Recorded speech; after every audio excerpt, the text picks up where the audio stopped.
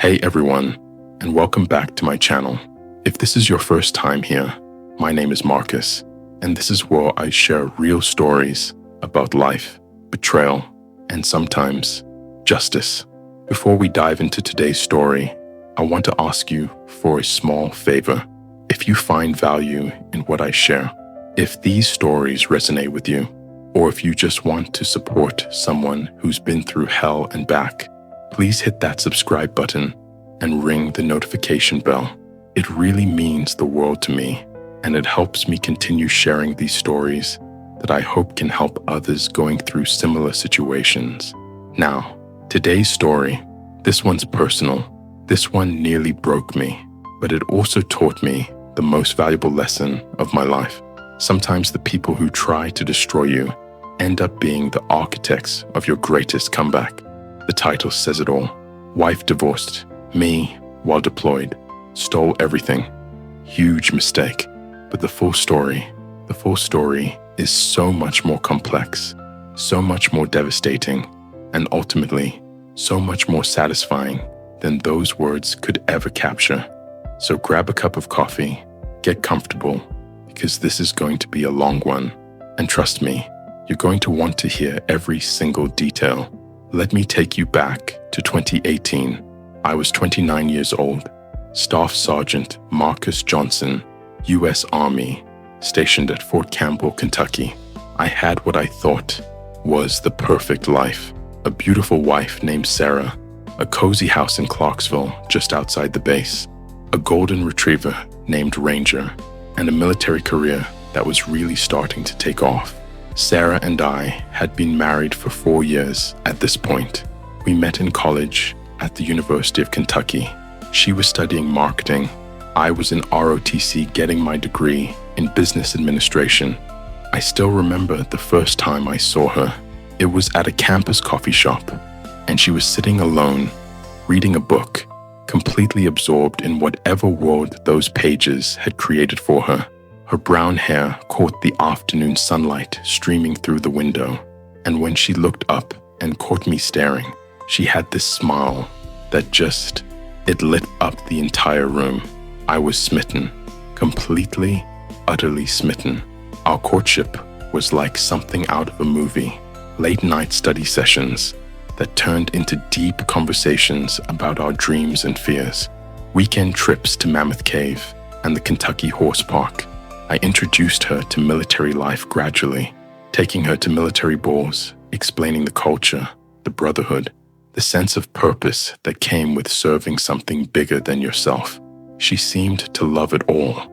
She'd wear my dog tags when I was away on training exercises, sending me pictures of her in my Army t-shirts with captions like, "Missing my soldier." She talked about how proud she was to be dating someone who served our country, how she couldn't wait to be a military wife. We got married right after graduation in a beautiful ceremony at the base chapel. Sarah looked absolutely stunning in her white dress, and I was wearing my dress blues. The photographer caught this perfect moment during our first kiss as husband and wife. You could see the American flag in the background, and Sarah's veil was flowing in the wind. I kept that photo on my desk for years. The early years of our marriage were incredible. Sarah got a job at a marketing firm in Nashville, about an hour drive from our house, but she said she didn't mind the commute because she loved our life on the base. We talked about having kids. Maybe in a few years, when my career was more stable, we dreamed about buying a bigger house, maybe getting a second dog to keep Ranger company. Sarah seemed to thrive in military wife culture. She joined the spouse groups, organized care packages for deployed soldiers, volunteered at base events. Other wives would tell me how lucky I was to have someone so supportive, so involved in the community. Sarah would beam with pride when people complimented her on her volunteer work or her organizational skills. But looking back now, I wonder if I was seeing what I wanted to see rather than what was really there. The first sign that something was wrong, though I didn't recognize it at the time, came in late 2019. I'd been promoted to Staff Sergeant, which came with more responsibilities, also better pay and benefits. I was excited to tell Sarah the good news when I got home from work that day. I found her in our living room, sitting on the couch with her laptop, surrounded by papers. She was working late again, which had become more common over the past few months. "Hey babe," I said, walking over to give her a kiss on the forehead. "Guess what? The promotion came through. I'm officially Staff Sergeant Johnson now." I expected excitement, maybe a celebration. Instead, Sarah barely looked up from her screen. "That's great, honey," she said, her voice flat, distracted. "Does that mean more deployments?" The question caught me off guard. We'd talked about deployments before. They were part of military life, something every military family had to navigate. Sarah had always said she understood, that she'd support my career no matter what. "Well, potentially, yeah," I said slowly, "but it also means better opportunities, better benefits for us." "I thought you'd be excited." Sarah finally looked up, and there was something in her eyes I'd never seen before. Frustration, resentment. "Marcus, I'm 27 years old.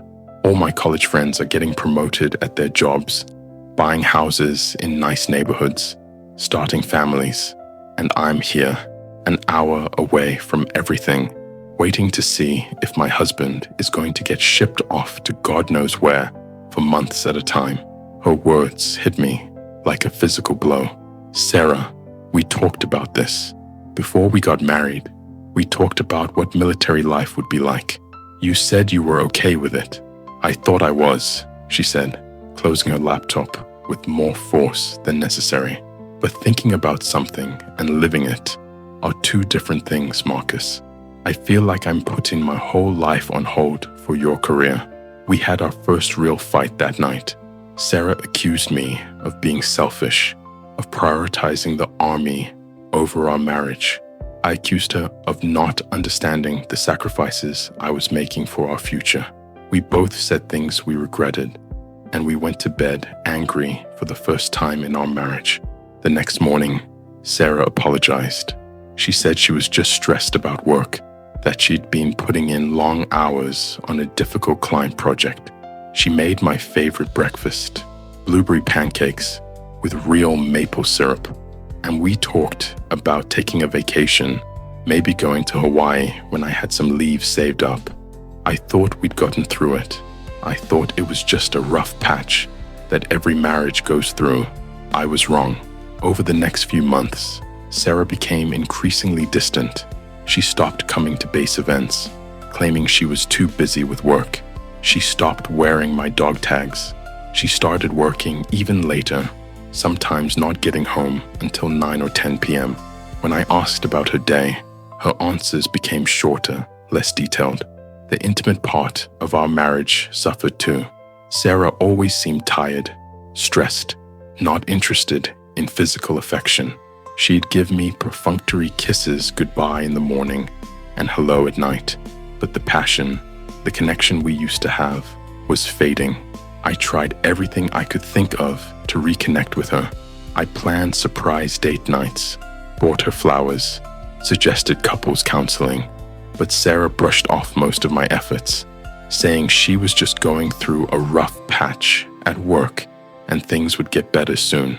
The worst part was that I started to doubt myself. Maybe I was being selfish. Maybe I was asking too much of her. Maybe I should consider leaving the army, finding a civilian job, so we could have a normal life. But then, in March 2020, everything changed. I got the call I'd been expecting but dreading. I was being deployed to Afghanistan for a 9-month tour. I'll never forget the moment I got those deployment orders. I was in my office on base, going through some routine paperwork, when my commanding officer, Colonel Peterson, called me into his office. "Johnson, sit down," he said, his expression serious but not unkind. "I've got some news for you." My heart started racing. In the military, when your CO calls you in with that tone, it's either really good news or really challenging news. There's not much middle ground. "You're being deployed to Afghanistan," he continued, sliding a folder across his desk toward me. Bagram Air Base, 9-month tour, leaving in 6 weeks. You'll be leading a logistics coordination team. It's a significant responsibility and a real opportunity for your career. I opened the folder and scanned the orders. Afghanistan, 9 months, leaving April 15th, 2020. Sir, I understand this is a significant opportunity, I said carefully, but I have to ask, is there any flexibility in the timeline? My wife and I are going through a bit of a rough patch, and Colonel Peterson held up a hand. Johnson, I'm going to stop you right there. First, congratulations are in order. This deployment is a recognition of your leadership abilities and your potential for advancement. Second, I've been in the Army for 22 years, and I've been married for 25. Every military marriage goes through rough patches. The couples who make it are the ones who support each other through these challenges, not the ones who let the challenges define them. He leaned back in his chair. You're a good soldier, Marcus. You're also a good man. Have faith in your marriage. Have faith in your wife. And focus on serving your country with the same dedication you always have. Everything else will work itself out. I saluted and left his office with my deployment orders, my mind racing. How was I going to tell Sarah? How was she going to react? Part of me hoped that maybe this would be the wake-up call our marriage needed. Maybe being apart would help us both realize how much we meant to each other. I was so naive. I decided to tell Sarah over dinner that night. I stopped by her favorite restaurant on the way home and picked up takeout, chicken masala from Giovanni's, the Italian place where we'd had our first date. I set the dining room table with our good china, lit some candles, opened a bottle of the wine we'd been saving for a special occasion. When Sarah got home at 8:30, another late night, she looked surprised to see the setup. "What's all this?" she asked, though her tone wasn't exactly pleased. If anything, she sounded suspicious. "I wanted to have a nice dinner with my wife," I said, trying to keep my voice light. "We haven't done that in a while." Sarah sat down across from me, and I noticed she kept checking her phone throughout dinner. Every time it buzzed, her attention would drift away from our conversation. Finally, after we'd finished eating, I took a deep breath and told her about the deployment. "Afghanistan," she said, her fork clattering onto her plate. "For 9 months. I know it's not ideal timing," I said quickly, "but Sarah, this is a huge opportunity for my career. Leading a logistics team, working directly with senior command.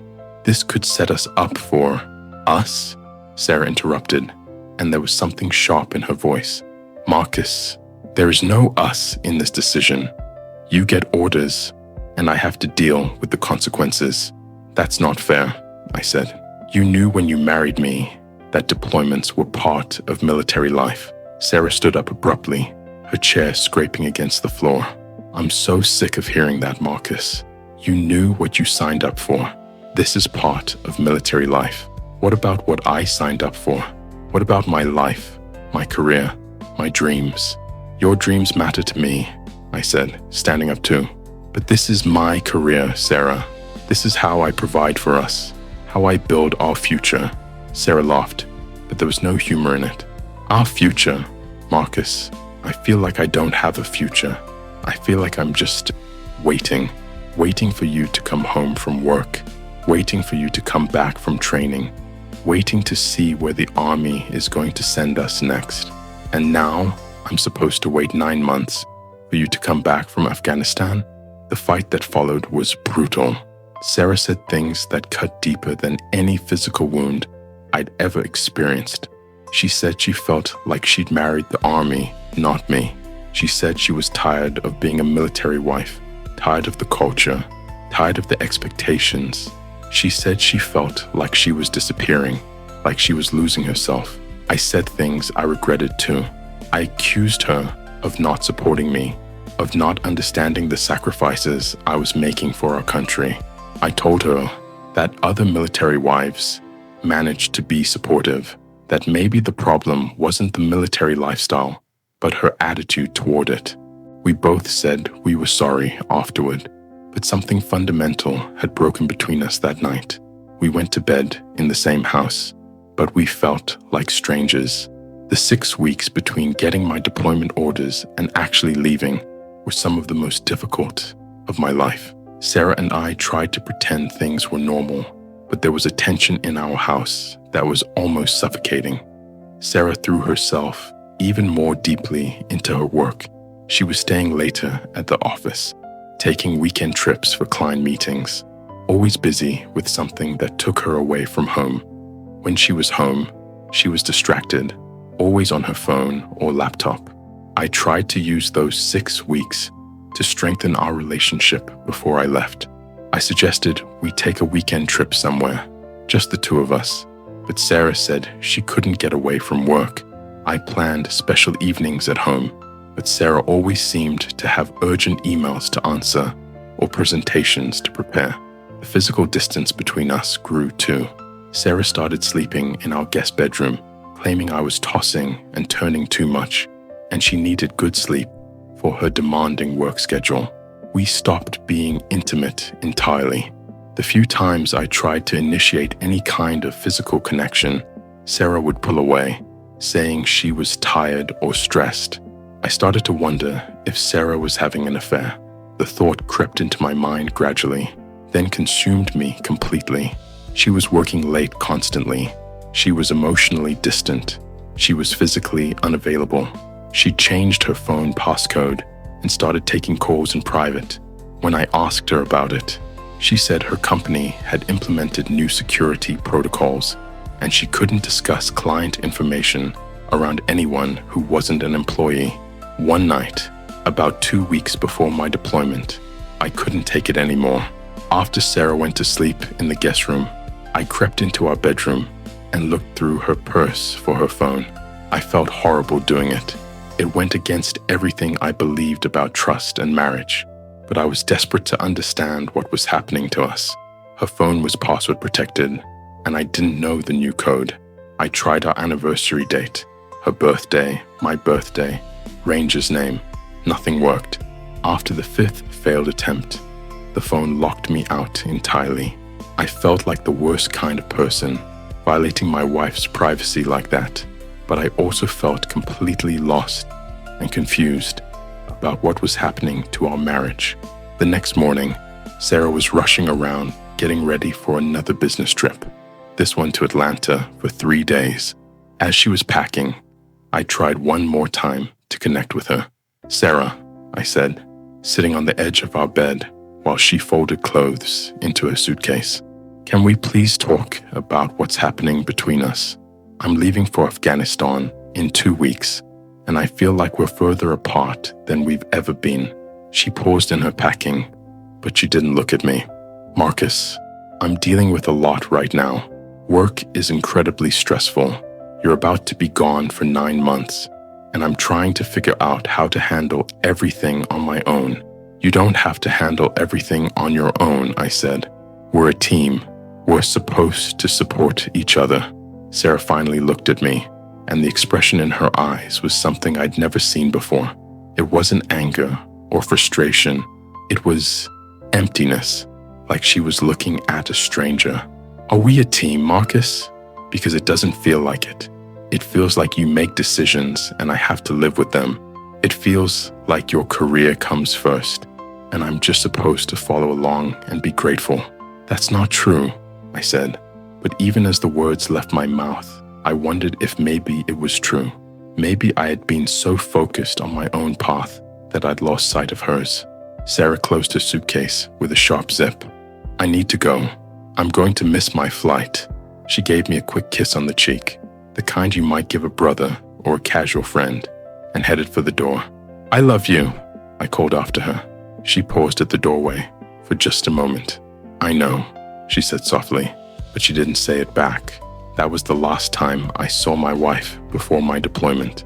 April 15th, 2020, deployment day, the day that would change my life forever, though not in any way I could have imagined.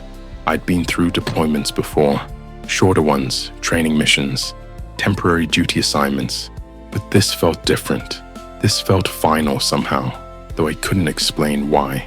Sarah had returned from her Atlanta business trip the day before, but she'd been quiet and distant. She helped me finish packing in an efficient, almost businesslike way, checking items off a list rather than engaging in the emotional process of saying goodbye to your spouse for 9 months. The night before I left, I tried one last time to bridge the gap between us. I suggested we order pizza and watch a movie together, like we used to do when we were dating.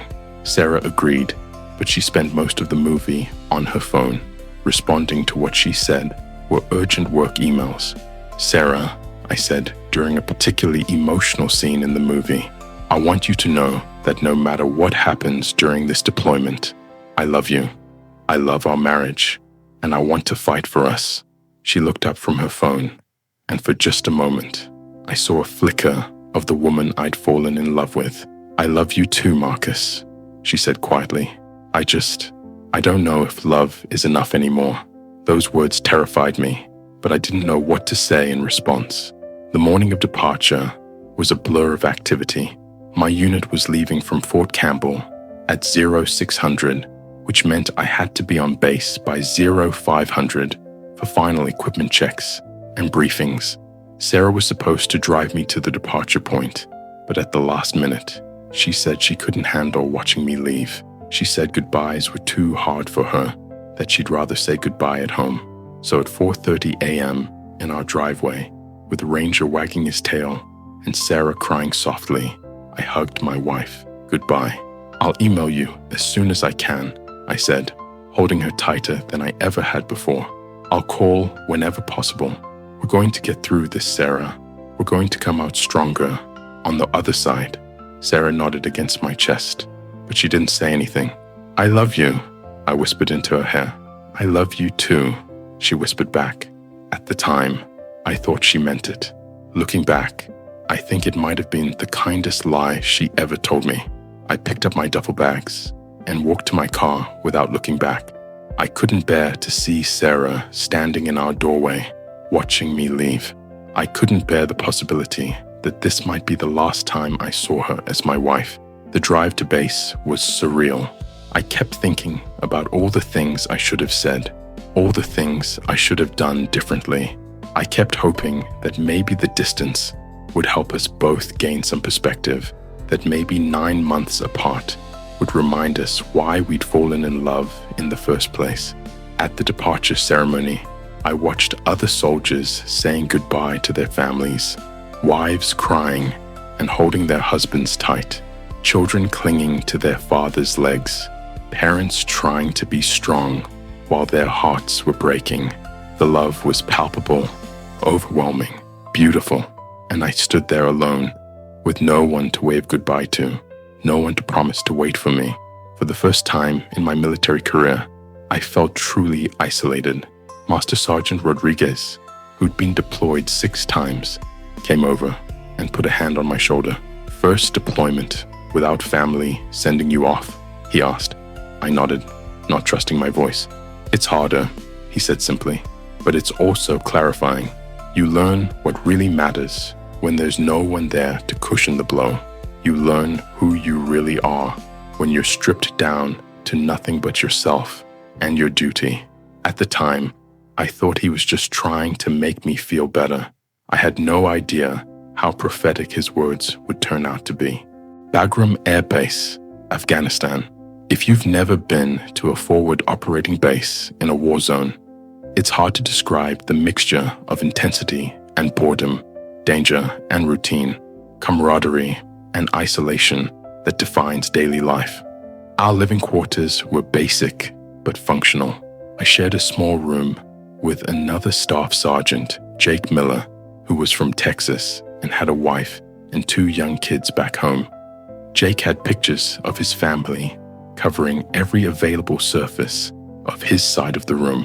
His wife, Lisa, at their wedding, his daughter Emma's first steps, his son Connor's little league games. My side of the room was sparse. I had one photo of Sarah and me, on our wedding day and one photo of Ranger. That was it. The work was intense from day one. As the leader of a logistics coordination team, I was responsible for managing the movement of supplies, equipment, and personnel throughout the region. It was challenging, demanding work that required long hours and constant attention to detail. In many ways, I was grateful for the workload. It kept my mind occupied and gave me less time to worry about what was happening back home. For the first few weeks, communication with Sarah was sporadic but consistent. The time difference made real-time conversations difficult, and the limited internet access on base meant that emails were often delayed or couldn't include attachments. But we managed to exchange messages every few days. Sarah's early emails were newsy and supportive, if not particularly warm. She told me about work projects, about Ranger's latest adventures in the backyard, about mundane household issues like a leaky faucet and a problem with our internet service. She said she missed me and was proud of the work I was doing. She signed her emails, "Love, Sarah." I wrote back with equal detail about my days, though I was careful not to include anything that might worry her or violate operational security.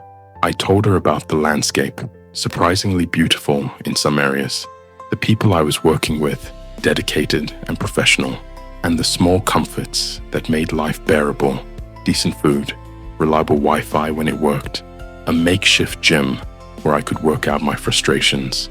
For a brief period, I actually felt hopeful about our marriage. The distance seemed to be giving us both space to remember what we meant to each other. Sarah's emails, while not passionate, were kind and interested. She asked thoughtful questions about my work and my living conditions. She sent care packages with beef jerky, protein bars, and handwritten notes that said things like, "Thinking of you," and "Stay safe." But then, about 4 weeks into my deployment, something changed. Sarah's emails became shorter, less frequent, and more impersonal. Instead of detailed stories about her days, she sent brief updates. "Work is busy. Ranger is fine.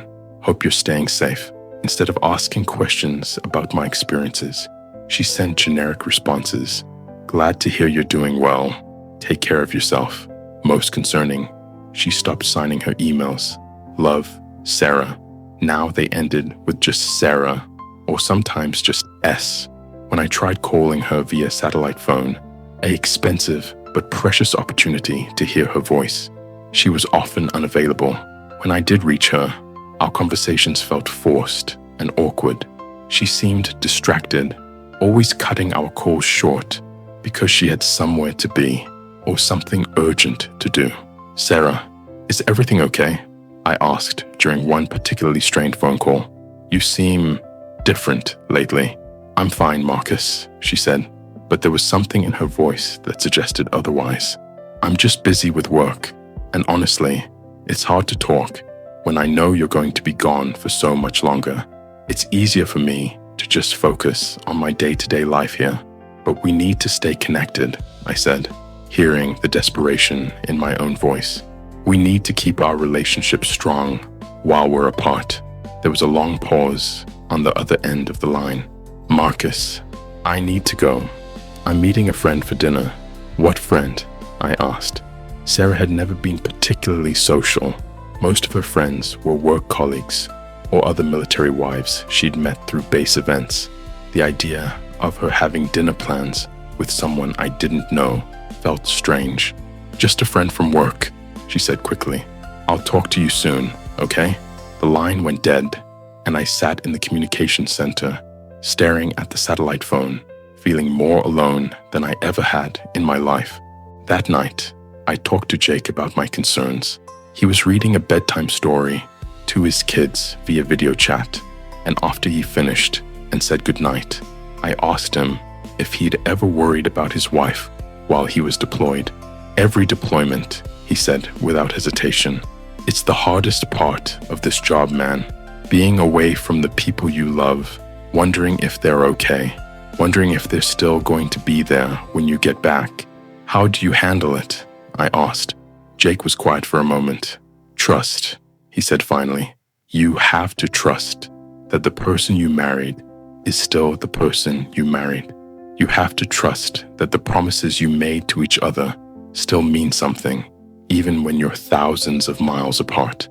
But what if that trust feels shaky? I asked. Jake looked at me seriously. Then you communicate. You talk about it honestly, even if it's uncomfortable.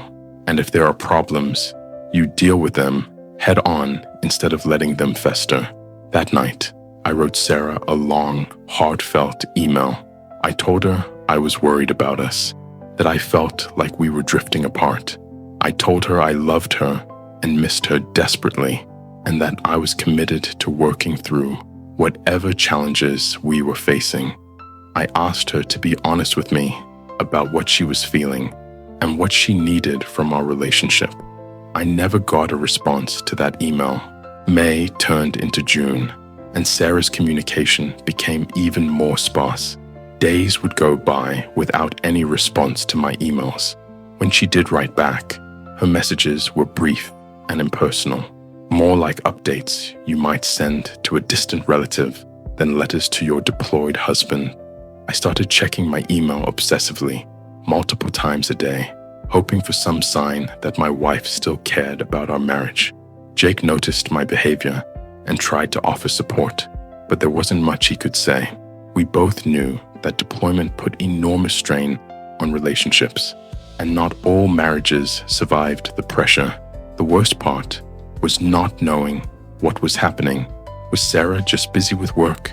Was she struggling emotionally with my absence? Was she pulling away to protect herself from the pain of missing me?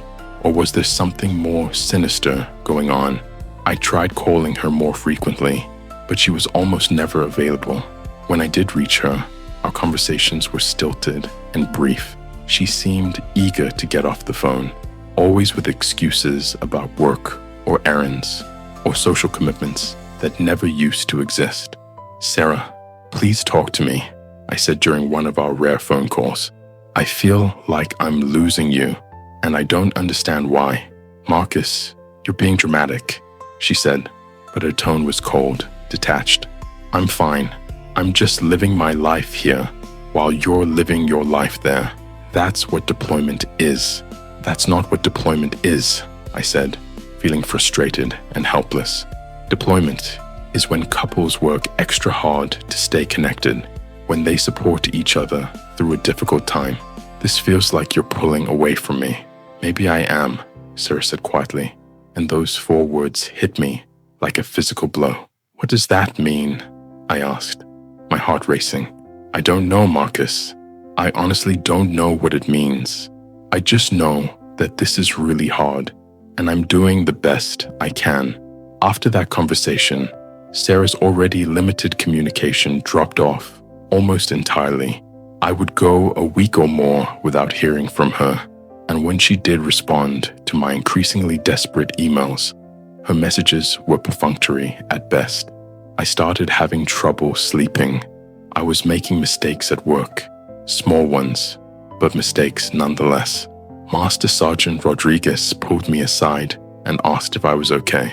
Family stuff, I said, not wanting to get into details. Want to talk about it? He asked. I found myself telling him everything about Sarah's distance before the deployment, about the deteriorating communication, about my fears that our marriage was falling apart while I was powerless to do anything about it. Rodriguez listened without judgment, occasionally nodding or asking a clarifying question. When I finished, he was quiet for a long moment. Johnson, he said finally, I've been in the Army for 18 years. I've seen a lot of marriages end during deployments. I've also seen a lot of marriages survive and come out stronger. The difference isn't luck or timing or even compatibility. The difference is commitment. Both people have to be committed to making it work, even when it's hard, especially when it's hard. I'm committed, I said. I've always been committed. I know you have, Rodriguez said, but commitment is a 2-person job. If only one person is fighting for the relationship, it's not a fight, it's a surrender. His words haunted me. Was I fighting a battle that Sarah had already decided to lose? Around mid-June, something happened that made my fears even more concrete. I was video chatting with my buddy Tom, who'd been stationed with me at Fort Campbell, but hadn't deployed. We were just catching up, talking about base gossip and mutual friends, when he mentioned something that made my blood run cold. "Oh, by the way," Tom said casually, "I saw Sarah at the commissary last weekend. She was with some guy I didn't recognize. Tall, dark hair, civilian clothes. They seemed pretty friendly." My heart started pounding. Friendly how? Tom must have heard something in my voice, because his expression became more serious. "I don't know, man. Just friendly. Like they were laughing and seemed comfortable with each other. I thought about going over to say hi, but they were heading out to the parking lot, and I was just getting there." After the call ended, I sat in my room staring at the wall, trying to process what Tom had told me. Sarah with another man at the commissary, laughing, comfortable, friendly. There could be innocent explanations, I told myself. Maybe it was a co-worker. Maybe it was a friend from her gym, or a neighbor I hadn't met. Maybe it was nothing. But deep down, I knew it wasn't nothing. That night, I tried calling Sarah. No answer. I tried again an hour later. No answer. I sent her an email asking her to call me when she got a chance, that I needed to talk to her about something important. May turned into June, and Sarah's communication became even more sparse. Days would go by without any response to my emails. When she did write back, her messages were brief and impersonal, more like updates you might send to a distant relative than letters to your deployed husband. I started checking my email obsessively, multiple times a day, hoping for some sign that my wife still cared about our marriage. Jake noticed my behavior and tried to offer support, but there wasn't much he could say. We both knew that deployment put enormous strain on relationships, and not all marriages survived the pressure. The worst part was not knowing what was happening. Was Sarah just busy with work? Was she struggling emotionally with my absence? Was she pulling away to protect herself from the pain of missing me? Or was there something more sinister going on? I tried calling her more frequently, but she was almost never available. When I did reach her, our conversations were stilted and brief. She seemed eager to get off the phone, always with excuses about work or errands or social commitments that never used to exist. "Sarah, please talk to me," I said during one of our rare phone calls. "I feel like I'm losing you, and I don't understand why." "Marcus, you're being dramatic," she said, but her tone was cold, detached. "I'm fine. I'm just living my life here while you're living your life there. That's what deployment is." "That's not what deployment is," I said, feeling frustrated and helpless. "Deployment is when couples work extra hard to stay connected, when they support each other through a difficult time. This feels like you're pulling away from me." "Maybe I am," Sarah said quietly, and those 4 words hit me like a physical blow. "What does that mean?" I asked, my heart racing. "I don't know, Marcus. I honestly don't know what it means. I just know that this is really hard, and I'm doing the best I can." After that conversation, Sarah's already limited communication dropped off almost entirely. I would go a week or more without hearing from her, and when she did respond to my increasingly desperate emails, her messages were perfunctory at best. I started having trouble sleeping. I was making mistakes at work, small ones, but mistakes nonetheless. Master Sergeant Rodriguez pulled me aside and asked if I was okay. "Family stuff," I said, not wanting to get into details. "Want to talk about it?" he asked. I found myself telling him everything about Sarah's distance before the deployment, about the deteriorating communication, about my fears that our marriage was falling apart while I was powerless to do anything about it. Rodriguez listened without judgment, occasionally nodding or asking a clarifying question. When I finished, he was quiet for a long moment. "Johnson," he said finally, "I've been in the Army for 18 years. I've seen a lot of marriages end during deployments. I've also seen a lot of marriages survive and come out stronger. The difference isn't luck or timing or even compatibility. The difference is commitment. Both people have to be committed to making it work, even when it's hard, especially when it's hard." "I'm committed," I said. "I've always been committed." "I know you have," Rodriguez said, "but commitment is a two-person job. If only one person is fighting for the relationship, it's not a fight, it's a surrender." His words haunted me. Was I fighting a battle that Sarah had already decided to lose? Around mid-June, something happened that made my fears even more concrete. I was video chatting with my buddy Tom, who'd been stationed with me at Fort Campbell, but hadn't deployed. We were just catching up, talking about base gossip and mutual friends, when he mentioned something that made my blood run cold. "Oh, by the way," Tom said casually, "I saw Sarah at the commissary last weekend. She was with some guy I didn't recognize. Tall, dark hair, civilian clothes. They seemed pretty friendly." My heart started pounding. "Friendly how?" Tom must have heard something in my voice, because his expression became more serious. "I don't know, man. Just friendly. Like they were laughing and seemed comfortable with each other. I thought about going over to say hi, but they were heading out to the parking lot, and I was just getting there." After the call ended, I sat in my room staring at the wall, trying to process what Tom had told me. Sarah with another man at the commissary, laughing, comfortable, friendly. There could be innocent explanations, I told myself. Maybe it was a coworker. Maybe it was a friend from her gym, or a neighbor I hadn't met. Maybe it was nothing. But deep down, I knew it wasn't nothing. That night, I tried calling Sarah. No answer. I tried again an hour later. No answer.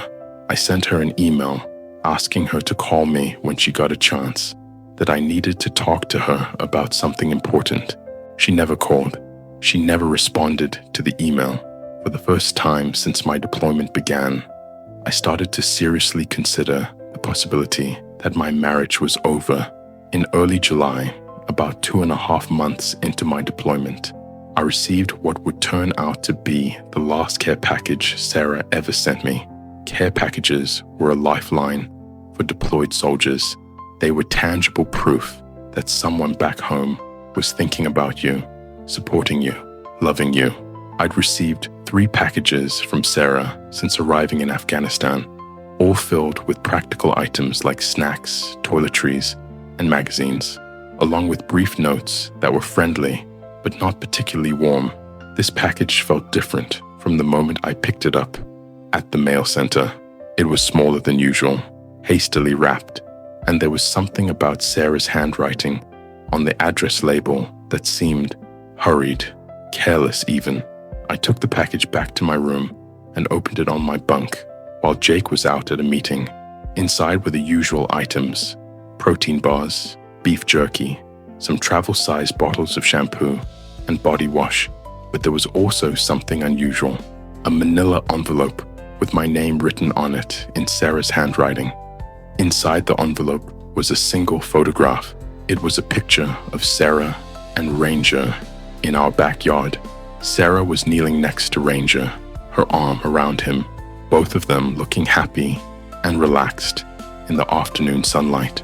On the surface, it was a sweet, innocent photo, exactly the kind of thing a military wife might send to her deployed husband. But something about the photo bothered me, something I couldn't quite put my finger at first. I studied it more closely, and then I saw it. Sarah was wearing a piece of jewelry I'd never seen before, a delicate silver necklace with what looked like a small pendant. It was beautiful, obviously expensive, and definitely not something she'd owned when I left for deployment. My hands started shaking as I examined the photo more closely. Sarah's hair was different too, shorter, styled in a way I'd never seen before. She was wearing makeup, even though she was just playing with the dog in our backyard. She looked dressed up, like she'd gotten ready for something special and had decided to take a photo with Ranger while she was at it. But the necklace was what really got to me. Sarah wasn't materialistic, but she wasn't the type to splurge on expensive jewelry for herself, especially not while I was deployed and money was tighter. If she'd bought it for herself, she would have mentioned it in one of her emails. I treated myself to something pretty, or I saw this necklace and couldn't resist. She would have shared that kind of purchase with me, which meant someone else had bought it for her. I sat on my bunk staring at that photo for hours, examining every detail, looking for other clues I might have missed. The more I looked, the more convinced I became that something was very, very wrong back home. That night, I couldn't concentrate on anything. Want to hear what happens next? Let me know in the comments below. Until then, bye-bye. See you in the next one.